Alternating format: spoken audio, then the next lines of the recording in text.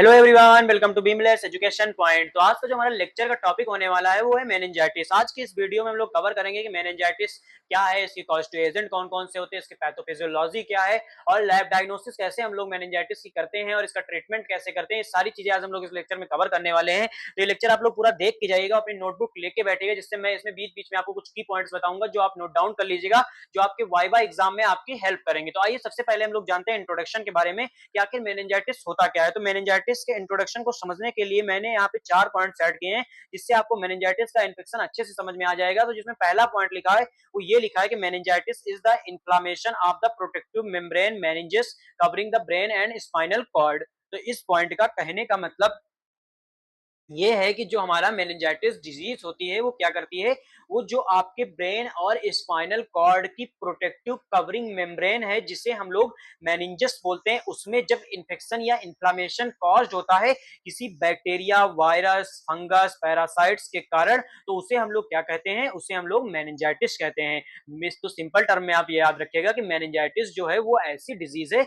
जो हमारे ब्रेन और स्पाइनल कॉर्ड की जो प्रोटेक्टिव कवरिंग मेम्ब्रेन मेनिंजस है उसमें इन्फ्लामेशन या इन्फेक्शन कॉज करती, तो उसे हम लोग मेनिंजाइटिस बोलते हैं। क्या बोलते हैं? मेनिंजाइटिस बोलते हैं। अब मेनिंजस ये आपको थोड़ा सा वर्ड सुना सुना लग रहा होगा, बट इसके बारे में आपको डिटेल में नहीं पता होगा। तो अब मैंने इसमें डायग्राम ऐड कर दिया, जिससे आपको समझ में आए कि मेनिंजस क्या होता है और कैसे मेनिंजस हमारे मेनिंजस में इन्फ्लामेशन या इन्फेक्शन कॉज होता है। तो जो मेनिंजस होता है वो क्या होता है, आपकी अभी मैंने आपको बताया protective covering layer of brain and spinal cord, means कि ये हमारे ब्रेन और स्पाइनल कॉर्ड जो हमारा सेंट्रल नर्वस सिस्टम है उसकी क्या है, प्रोटेक्टिव मेम्ब्रेन है। अब ये क्या करती है, तो ये आपको प्रोटेक्शन प्रोवाइड करती है आपके ब्रेन स्पाइनल कॉर्ड को, और सपोर्ट करती है ब्लड वेसल्स को, एंड क्या है, आपका जो सीएसएफ फ्लूइड होता है, सेरेब्रो स्पाइनल फ्लूइड, उसको क्या करता है, कंटेंट करने का काम करता है।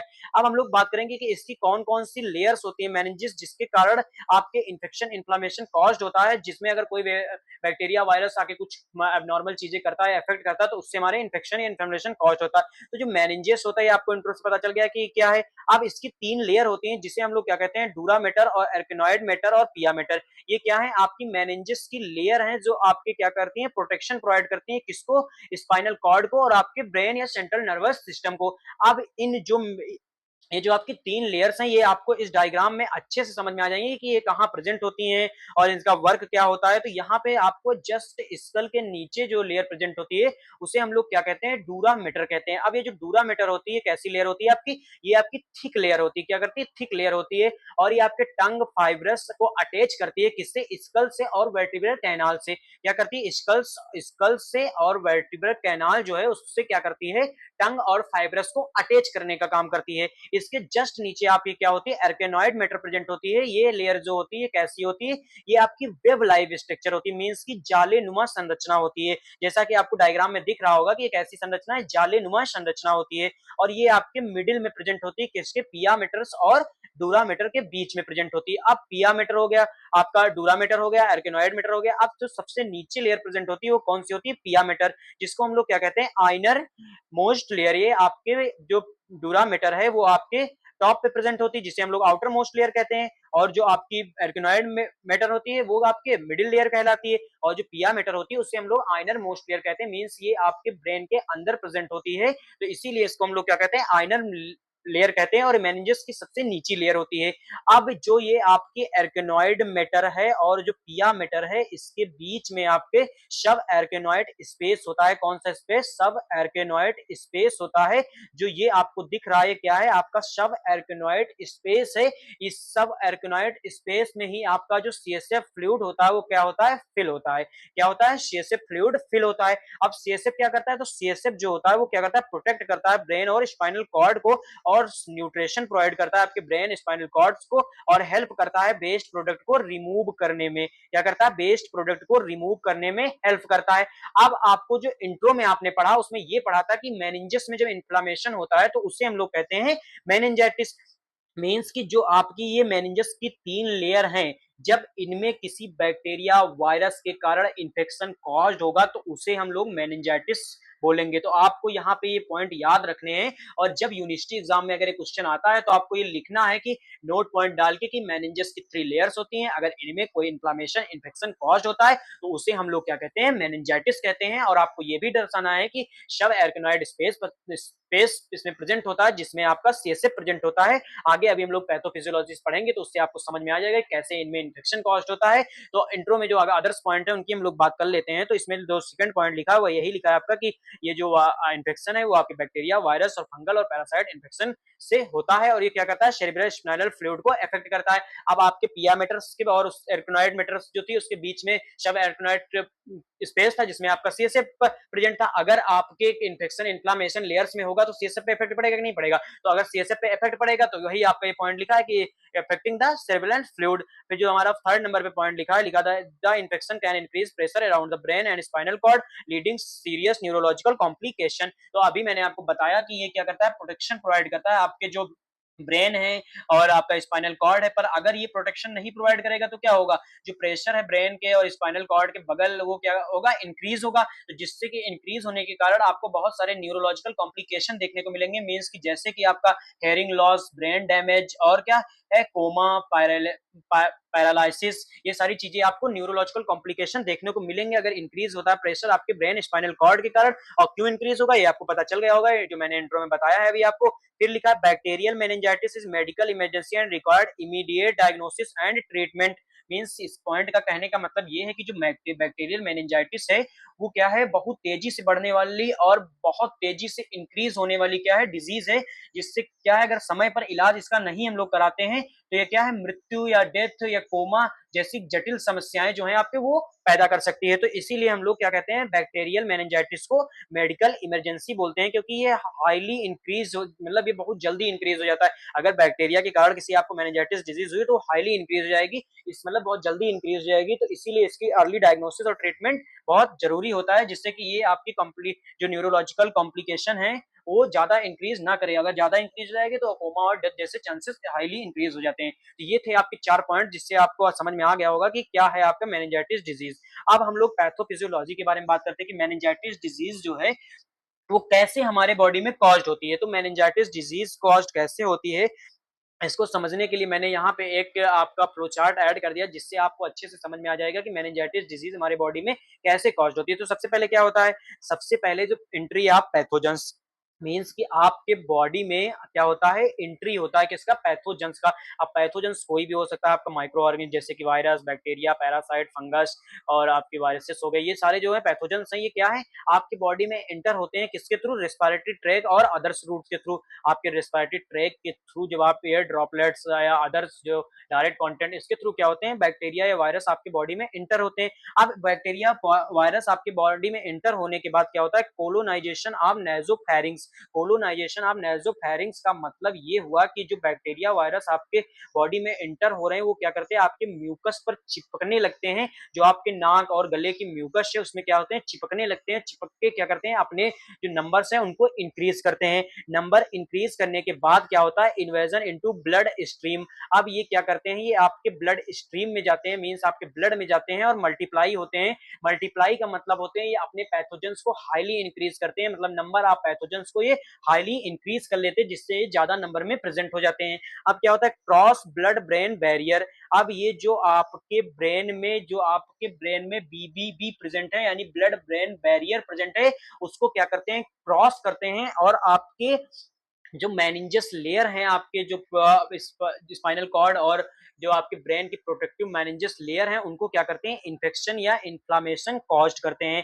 अब ये जब इन्फ्लामेशन या इन्फेक्शन कॉज्ड कर देते हैं तो क्या होते हैं, इन्फ्लामेटरी रिस्पॉन्स आपके बॉडी में जनरेट होता है। मीन्स कि आपका जो इम्यून रिस्पॉन्स है या इम्यून सिस्टम है वो जनरेट होता है और वो साइटोकाइंस रिलीज करता है। ये साइटोकाइंस क्या करते हैं, ये आपके कुछ एंजाइम्स को रिलीज करते हैं और उनसे अटैच होते हैं और क्या करते हैं, इन्फ्लामेशन या इन्फेक्शन कॉज करते हैं। इन्फ्लामेशन बोले तो सूजन, क्या सूजन, मींस कि आपके ब्रेन में क्या होगी, सूजन या फिर इन्फेक्शन हो जाएगा आप, क्योंकि आपकी मेनिंजस लेयर जो है उसमें पैथोजेंस क्या हो चुके हैं, एंटर हो चुके हैं और आपके बॉडी का जो इम्यून रिस्पांस है वो एक्टिव हो चुका है और आपके साइटोकाइंस रिलीज हो चुके हैं। और साइटोकाइंस रिलीज होने के कारण कुछ एंजाइम्स है वो भी रिलीज हो गए और वो साइटोकाइंस के साथ मिलके क्या कर दिए हैं, आपके जो इन्फ्लामेशन या इन्फेक्शन कॉज कर दिए हैं। अब क्या होगा, इंक्रीज बीबीबी परमेबिलिटी। अब जो आपकी ब्लड ब्रेन बैरियर है उसकी जो परमेबिलिटी है, मींस की परमेबिलिटी का मतलब ये हुआ कि जो उसका मतलब टाइटपन था जिससे वो प्रोटेक्ट कर रही थी चीजों को, वो क्या है, ढीली हो गई है या वो लूज हो गया है या वो कमजोर हो गया, तो उसके कारण क्या होता है, आपके जो भी फ्लूइड्स और प्रोटीन है वो बाहर आते हैं और सबन्यूक्लिड स्पेस में जाकर फिलअप हो जाते हैं। अब आपकी देखो, आपकी लेयर्स थी, उसमें बीच में आपका सबन्यूक्लिड स्पेस प्रेजेंट था, तो उसमें सीएसएफ प्रेजेंट था। अब क्या होगा, अगर आपकी बीबीए परमेबिलिटी मींस जो आपकी लेयर्स थी वो कमजोर होंगी, तो जो पैथोजन से वो एंटर करेंगे और आपके सीएसएफ तक पहुंचेंगे कि नहीं पहुंचेंगे, तो जब सीएसएफ तक पहुंचेंगे तो बहुत सारे फ्लूइड्स और प्रोटीन को लेकर सीएसएफ में पहुंचेंगे और वहां क्या होंगे, वहां एक एक्युमुलेशन बना लेंगे, मींस जमा हो जाएंगे, तो उसे ही हम लोग कहते हैं सेरेब्रल एडिमा और इंक्रीज सीएसएफ प्रेशर। अब जब वो वहां पे पहुंचेंगे और एक्युमुलेशन कर लेंगे तो वो जो सीएसएफ प्रेशर है वो क्या होगा, इंक्रीज होगा। जब सीएसएफ प्रेशर इंक्रीज हो जाता है तो फ्लूइड जमा होने के कारण तो ब्रेन में क्या है, स्वेलिंग होती है, जिसे हम लोग क्या कहते हैं, एडिमा कहते हैं। और एडिमा की कंडीशन के बाद क्या होगा, आपके जो रेज्ड इंट्रासेरेनिलियर प्रेशर, मींस कि जो आपके स्कल का इंट्रासेलुलर प्रेशर है वो क्या होगा, हाईली इंक्रीज होगा। और जो सेरिब्रल ब्लड फ्लो होगा वो क्या होगा, रिड्यूस होगा। मींस की मस्तिष्क या माइंड में आपके जो रक्त की आपूर्ति हो रही है, जो रक्त आपके बह रहा है वो क्या होगा, उसकी जो फ्लो होगा वो क्या होगा, रिड्यूस होगा। अब फ्लो रिड्यूस होने के कारण क्या होगा, आपके ब्रेन टिश्यू जो है वो डैमेज होंगे और आपके क्लिनिकल फीचर्स आपको अपियर्स होंगे, जैसे कि fever, severe headache, neck stiffness, phobia, vomiting, alternative congestion और सीजर्स। ये सारे सिम्टम्स आपको देखने को मिलेंगे। तो उसके बाद आपको रिक्वायरमेंट होगी लैब डायग्नोसिस की, क्योंकि आपको जो मेनिंजाइटिस डिजीज है वो कॉज्ड हो चुकी है। तो आप किस कॉजेटिव एजेंट के कारण कॉज्ड हुई है, वायरस के कारण हुई, बैक्टीरिया के कारण हुई, पैरासाइट्स के कारण हुई, इसको डायग्नोसिस करने के लिए आप लैब डायग्नोसिस में बहुत सारे टेस्ट परफॉर्म करेंगे। तो ये था आपका पैथोफिजियोलॉजी ऑफ मेनिंजाइटिस मींस। आपको आई होप ये समझ में आ गया होगा। आपको नहीं समझ में आया तो आप कमेंट बॉक्स में कमेंट ड्रॉप कर दीजिएगा, मैं इसके लिए एक स्पेशल वीडियो बना दूंगा जिससे आपको और अच्छे से और अच्छे तरीके से एक्सप्लेन कर दूंगा। पर मैंने कोशिश की है कि आपको ये समझ में आ गया होगा, बाकी आप इसे नोट डाउन कर लीजिएगा। अब हम लोगों ने पैथोफिजियोलॉजी पढ़ ली, इंट्रोडक्शन पढ़ लिया और मेनिंजिस क्या होता है, ये सारी चीजें हम लोगों ने कवर कर ली। अब हम लोग क्या करेंगे, इसके कॉजेटिव एजेंट के बारे में बात करेंगे। इससे कौन कौन से पॉजिटिव एजेंट होते हैं जो आपकी मेनिंजाइटिस डिजीज को कॉज करते हैं। तो इंट्रोडक्शन में आपने पता कर ही लिया होगा, पता चल ही गया होगा कि बैक्टीरिया, वायरस, फंगस, पैरासाइटिक, ये सारे जो होते हैं ये पॉजिटिव एजेंट होते हैं आपकी मेनिंजाइटिस डिजीज की। पर कौन कौन सी बैक्टीरिया होती है, ये सारे मैंने नाम यहाँ पे ऐड कर दिए हैं, तो ये चीजें आपको याद करनी है, खुद से आप इसे याद कर लीजिएगा। यहाँ पे नाम आपके लिखे हैं, ये बैक्टीरिया हैं और ये वायरसेस हैं, ये आपके फंगस हैं और ये पैरासाइट्स हैं, जो क्या करते हैं, आपके as a positive agent work करते हैं मेनिंजाइटिस डिजीज को कॉज करने के लिए। अब हम लोग बात करते हैं कि जो लैब डायग्नोसिस कैसे करते हैं हम सीएसएफ की या मेनिंजाइटिस डिजीज की। तो मेनिंजाइटिस डिजीज को डायग्नोसिस करने के लिए सबसे पहला स्टेप जो है वो क्या है, आपका स्पेसिमेन कलेक्शन। अब स्पेसिमेन कलेक्शन में हम लोग क्या करते हैं, मेनली जो मेनिंजाइटिस डिजीज को डायग्नोसिस करने के लिए हम लोग क्या करते हैं, सीएसएफ यानी सेरेब्रल स्पाइनल फ्लूइड का कलेक्शन करते हैं। जो सेरेब्रल स्पाइनल फ्लूइड है वो कैसे कलेक्ट करते हैं, लंबर पंचर करके और स्ट्रिक्ट एसेप्टिक कंडीशन में हम लोग क्या करते हैं, स्ट्रिक्ट एसेप्टिक कंडीशंस का यूज करके हम लोग क्या करते हैं, लंबर पंचर से सीएसएफ फ्लूइड जो होता है उसको कलेक्ट करते हैं। और सीएसएफ फ्लूइड जो हम लोग कलेक्ट करते हैं उसको 3 ट्यूब्स में कलेक्ट करते हैं अकॉर्डिंग टू टेस्ट। मींस की पहली ट्यूब में जो हम लोग कलेक्शन करते हैं वो बायोकेमिस्ट्री के लिए करते हैं, बायोकेमिस्ट्री टेस्ट परफॉर्म करने के लिए। जैसे आपको सीएसएफ में ग्लूकोज, प्रोटीन, लैक्टेट इसका पता करना है तो आपको जो ट्यूब कलेक्ट करना है वो फर्स्ट ट्यूब में बायोकेमिस्ट्री के लिए और सेकंड ट्यूब में आपको माइक्रोबायोलॉजी के लिए और थर्ड ट्यूब में आपके हेमेटोलॉजी के लिए कलेक्शन करना है। मींस अलग अलग लैब टेस्ट के लिए हम लोग अलग अलग ट्यूब में सीएसएफ फ्लूइड कलेक्ट करते हैं। इसीलिए जब भी हम लोग सीएसएफ फ्लूइड का कलेक्शन करते हैं तो उसे हम लोग क्या करते हैं, 3 स्टाइल ट्यूब में कलेक्शन उसका करते हैं। First style tube are used for biochemistry and second are used for microbiology and third are used for haematology. And कुछ कंडीशंस में हम लोग क्या करते हैं, ब्लड और यूरिन का कलेक्शन करते हैं सीएसएफ मेनिंजाइटिस जैसी डिजीज को डायग्नोसिस करने के लिए। तो अभी आगे मैं बताऊंगा कि क्यों हम लोग ब्लड और यूरिन का कलेक्शन करते हैं मेनिंजाइटिस डिजीज की डायग्नोसिस करने के लिए। आप क्या करते हैं, सीएसएफ जो है आपको वो examine immediately after collection. Means की जो सीएसएफ होता है उसको हम लोग इमीडिएटली हमें लैब में ट्रांसपोर्ट करना होता है। और अगर इसका इमीडिएटली जो है मतलब कलेक्शन के बाद इमीडिएटली एग्जामिनेशन हो जाता है तो ये बेटर रहता है, क्योंकि बहुत सारे बैक्टीरिया, वायरस होते हैं सीएसएफ में जो प्रेजेंट होते हैं, उन्हें अगर हम लोग फ्रीजर में रखते हैं तो वो डेड होने के चांसेस होते हैं। तो इसीलिए हम लोग क्या करते हैं, सीएसएफ को कोशिश करते हैं कि एग्जामिन इमीडिएटली कर लें। अगर नहीं होता तो उसके लिए बहुत सारे टेक्निक्स हैं, आगे भी ट्रांसपोर्ट में हम लोग पढ़ेंगे। तो जो सेकंड है आपका ट्रांसपोर्ट एंड स्टोरेज। अगर हमें लैब में इमीडिएटली टेस्ट नहीं परफॉर्म कर पा रहे हैं या इमीडिएटली हम ट्रांसपोर्ट नहीं कर पा रहे हैं सीएसएफ सैंपल को, तो क्या करना है आपको, सीएसएफ सैंपल जो है उसको क्या करना है आपको, इंक्यूबेटर में 37 डिग्री सेल्सियस पर प्लेस कर देना, मीन्स रख देना है। अब इंक्यूबेटर में हम लोग इसको क्यों रखते हैं, तो इंक्यूबेटर में इसलिए रखते हैं क्योंकि जो सीएसएफ का सैंपल होता है वो अगर हमें प्रोसेसिंग में दे रही है तो 37 डिग्री सेल्सियस इंक्यूबेटर पे हम लोग रखते हैं। क्यों रखते हैं कि जो, क्योंकि जो हमारी नाइजेरिया मेनिंजाइटिस और हीमोप्लस इन्फ्लुएंजा जैसी बैक्टीरिया हैं जिनके कारण मेनिंजाइटिस कॉज्ड होता है, वो क्या करते हैं, वो कोल्ड टेम्परेचर के प्रति क्या होते हैं, सेंसिटिव होते हैं। कोल्ड टेम्परेचर के प्रति वो सेंसिटिव होते हैं और रेफ्रिजरेटर करने से बैक्टीरिया जो हैं वो क्या होते हैं, किल हो जाते हैं। मींस इसीलिए हम लोग क्या करते हैं, वो क्या होते हैं, कोल्ड सेंसिटिव होते हैं। तो अगर हम उनको रेफ्रिजरेट करेंगे तो रेफ्रिजरेट में क्या होगा, वो किल हो जाएंगे। तो इसीलिए उनको हम लोग क्या करते हैं, 37 डिग्री सेल्सियस पर इंक्यूबेटर में प्लेस कर देते हैं सैंपल को, क्योंकि 37 डिग्री सेल्सियस जो होता है वो शरीर के तापमान के बराबर होता है, मीन शरीर के टेम्परेचर के बराबर होता है। तो इसीलिए बैक्टीरिया उसमें क्या होता है, लाइव रहते हैं, मतलब जीवित रहते हैं, जिससे कि हमारा कल्चर और माइक्रोस्कोपी के जो रिजल्ट होते हैं उनमें कोई भी इफेक्ट नहीं पड़ता है। तो इसीलिए हम लोग क्या करते हैं, सीएसएफ को इंक्यूबेटर में प्लेस कर देते हैं। वही लिखा है, never refrigerate CSF in CSF H influenza is died, means कि अगर हम सीएसएफ को रेफ्रिजरेट करते हैं तो एच इन्फ्लुएंजा जो है वो क्या होता है, उसके डाइट होने यानी मृत्यु होने के चांसेस हाईली इंक्रीज हो जाते हैं। इसीलिए हम लोग उसको क्या करते हैं, 37 डिग्री सेल्सियस पर इंक्यूबेटर में प्लेस करते हैं।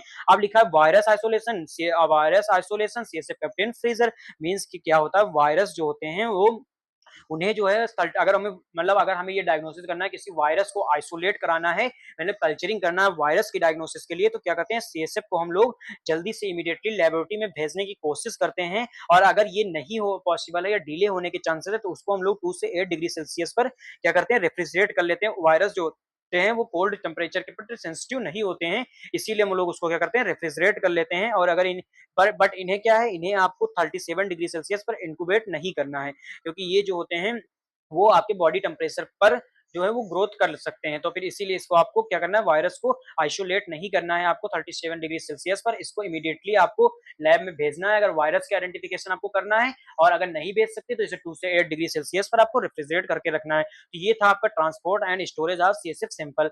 अब हम लोग ट्रांसपोर्ट कर लिए, अब लैब में आपका सैंपल पहुंच चुका है। अब लैब में क्या है, लैब टेक्नीशियंस जो हैं या जो माइक्रोबायोलॉजिस्ट हैं वो क्या करेंगे, आपके माइक्रोस्कोपिक एग्जामिनेशन करेंगे for the detection of causative agent of meningitis. अब माइक्रोस्कोपिक एग्जामिनेशन में मैंने ये चार्ट ऐड कर दिया, जिससे आपको ज्यादा पढ़ने की आवश्यकता और ज्यादा चीजों को रटने की आवश्यकता ना पड़े। आप ये चार्ट अगर अच्छे से याद कर लेंगे तो आपको सारी चीजें समझ में आ जाएंगी कि हम लोग कैसे माइक्रोस्कोपिक एग्जामिनेशन करते हैं। बाकी जितने भी इसमें प्रोसीजर्स हैं उनके आपने जो मतलब आपका प्रोसीजर वो आप पढ़ चुके हैं, तो आपको मेनली याद रखना है कौन कौन से मेथड्स हैं जिनसे हम लोग माइक्रोस्कोपिक एग्जामिनेशन करते हैं। तो आपका डायरेक्ट वेट माउंट हो गया, ग्राम स्टेन हो गया, जेडन स्टेन हो गया, इंडियन इंक प्रिपरेशन हो गया, एसिड फार फ्लोरोसेंस स्टेन हो गया। ये सारी माइक्रोस्कोपिक मेथड्स हैं जिनके प्रोसीजर्स आप थर्ड सेमेस्टर में पढ़ चुके होंगे।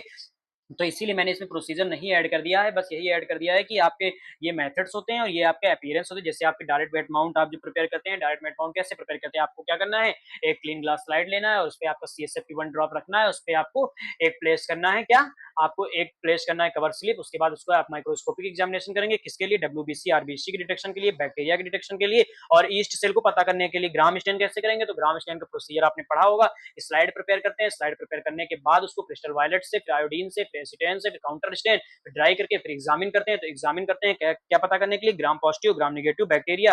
जो ग्राम पॉजिटिव होती है वो पर्पल कलर की दिखती है, ग्राम नेगेटिव आपकी पिंक कलर की दिखती है। फिर हम लोग जेडन स्टेन करेंगे, तो जेडन स्टेन किसके लिए करते हैं, आपके एसिड फास्ट बेसिलाई और acid fast acid non fast bacilli को डिटेक्शन करने के लिए। इंडियन इंक प्रिपरेशन करते हैं, ईस्ट सेल और जो आपके कैप्सूल्स होते हैं उनको डिटेक्ट करने के लिए एसिड फास्ट फ्लोरोसेंट स्टेन का यूज करते हैं। जो एसिड फास्ट फ्लोरोसेंट स्टेन होती है वो आपकी जेडन स्टेन से ज्यादा एक्यूरेट होती है, इससे लिए हम लोग इसको बहुत चीजें, बहुत सारी पॉजिटिव एजेंट की डायग्नोसिस करने के लिए आपको मतलब परफॉर्म करते हैं। इसमें क्या होता है, bright yellow fluorescent rod shapes के आपको बैक्टीरिया दिखेंगे, डार्क बैकग्राउंड आपको दिखेगा।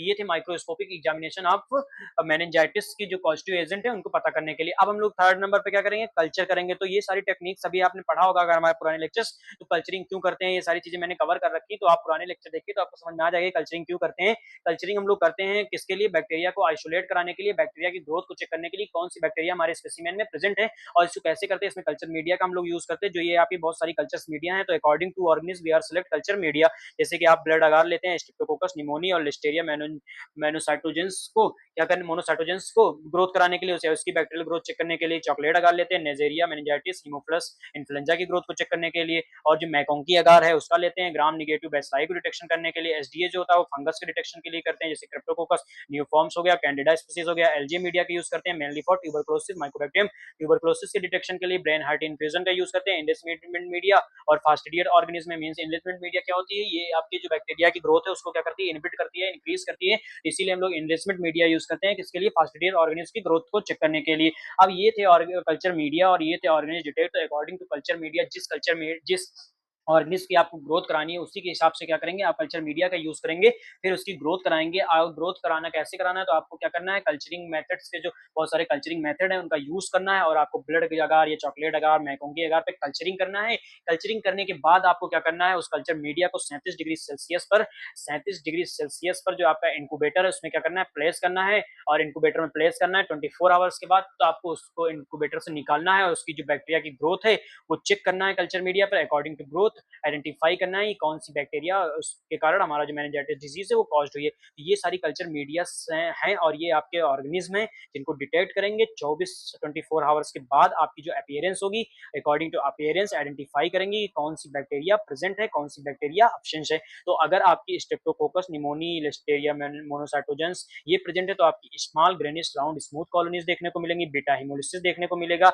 और अगर आपकी मेनिंजाइटिस, नेजेरिया मेनिंजाइटिस डिजीज अगर आपको नेजेरिया मेनिंजाइटिस के कारण आपको मेनिंजाइटिस हुआ है तो आपकी जो कॉलोनीज है वो small grace moist convex colonies आपको दिखेंगी। अगर हीमोफिलस प्रेजेंट है तो स्मॉल ग्रे और ट्रांसलूसेंट फ्यूड ड्यू ड्रॉप कॉलोनीज आपको देखने को मिलेंगे। अगर आपकी ग्राम निगेटिव बैसिलाई का डिटेक्शन करना है तो आपको लैक्टोज फर्मेंटेश पिंक और रेड कलर कॉलोनीज दिख रहे हैं, जिससे कि मैंने यहाँ पे डायग्राम्स भी ऐड कर दिए हैं, तो आपको इसमें दिख रहा होगा कि आपकी कॉलोनीज कैसे दिखती हैं। तो ये सारी चीजें आपको याद करना है कि कैसे बैक्टीरिया की कॉलोनीज कैसे अपीयर होती हैं। क्रिप्टोकोकस की अगर कॉलोनीज कैसी होती है तो क्रीमी मैकोइड स्मूथ कॉलोनीज दिखाई देती है, जैसा कि आपको इस डायग्राम में दिख रहा होगा, क्रीमी कलर की स्मूथ कॉलोनीज दिख रही है इसमें। और जो आपकी माइकोबैक्टीरियम ट्यूबरक्लोसिस अगर उसको एलजी मीडिया पर हम लोग ग्रोथ कराते हैं तो उसकी कॉलोनीज कैसे दिखेंगी, बफ कलर्ड कॉलोनीज दिखेंगी। और अगर आप ब्रेन हार्ट इन्फ्यूजन ब्रॉथ का यूज करते हैं तो आपको टर्बिट और नॉन टर्बिट में कॉलोनीज की अपीयरेंस होगी। टर्बिट मींस कि आपकी बैक्टीरिया प्रेजेंट है, और अगर नॉन टर्बिडिटी मींस की बैक्टीरिया अब्सेंट है। तो इस तरह से हम लोग कल्चर करके पता कर लेते हैं कि कैसे कौन से कॉस्टिव एजेंट के कारण हमारी जो मेनिंजाइटिस डिजीज है वो कॉज्ड हुई है।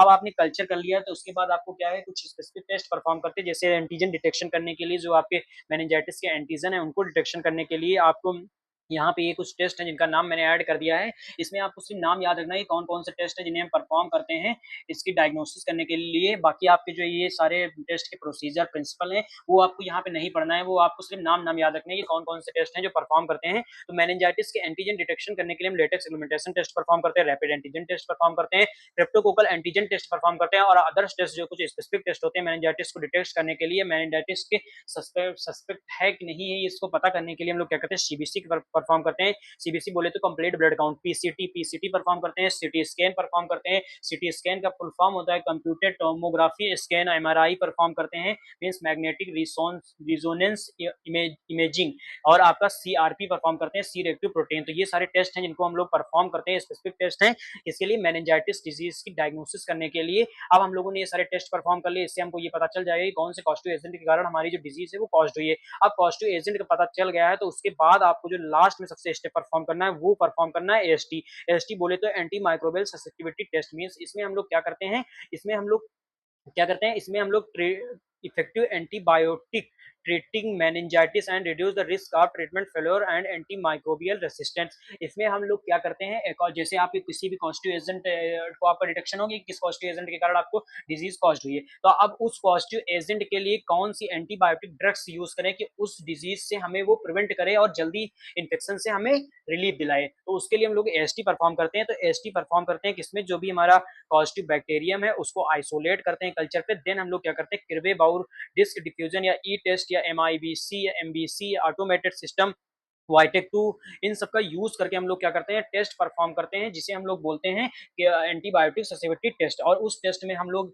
बहुत सारी एंटीबायोटिक्स का यूज करते हैं, और एंटीबायोटिक्स का यूज करके हम लोग ये पता लगाते हैं कौन सी डिजीज जो है, मतलब कौन सी एंटीबायोटिक या एंटी माइक्रोबियल ड्रग्स है वो सेंसिटिव है, कौन सी रेसिस्टेंट है और कौन सी इंटरमीडिएट है। तो जो सेंसिटिव ड्रग्स होती है उसको हम लोग यूज करते हैं और जो डिजीज है उससे प्रिवेंट करते हैं, उसका ट्रीटमेंट करते हैं। तो ये जो आपके एएसटी का रिजल्ट है वो सेंसिटिव, इंटरमीडिएट, रेसिस्टेंट 3 फॉर्म में दिया जाता है। According to zone of inhibition means की जो भी ग्रोथ हुई होगी आपके एंटीबायोटिक्स की, उसके जोन ऑफ इनहिबिशन को मेजरमेंट करते हैं। ये सारी चीजें भी हम लोग एएसटी पढ़ेंगे सेकंड यूनिट में, तो उसमें आपको डिटेल में पढ़ेंगे। पर इसमें आपको ये याद रखना है कि हम लोग एएसटी परफॉर्म करते हैं एंटीबायोटिक ड्रग्स को, जो एंटीबायोटिक ड्रग्स कौन से सेंसिटिव है, कौन सी रेसिस्टेंट है और कौन से मेथड से, Kirby Bauer diffusion method, E test method या ग्रोथ माइक्रोडायल्यूशन मेथड या ऑटोमेटेड सिस्टम जैसे वाइटिक 2। इन सारे मेथड्स का यूज करके हम लोग आप जो एंटीबायोटिक ड्रग्स है उसको पता लगा लेते हैं और ट्रीटमेंट मेनिंजाइटिस का ऐसे हम लोग का हो जाता है। तो ये था आपका मेनिंजाइटिस डिजीज, उसकी पैथोफिजियोलॉजी और कॉस्ट एजेंट, लैब डायग्नोसिस। अब तो अगर आपको ये वीडियो समझ में आई है तो आप हमारे चैनल को लाइक कीजिए, शेयर कीजिए, सब्सक्राइब कीजिए। एंड अगर आपको इसके हैंड रिटन नोट्स चाहिए तो आप हमारे Telegram channel Beamless Education Point join कीजिए। वहां पे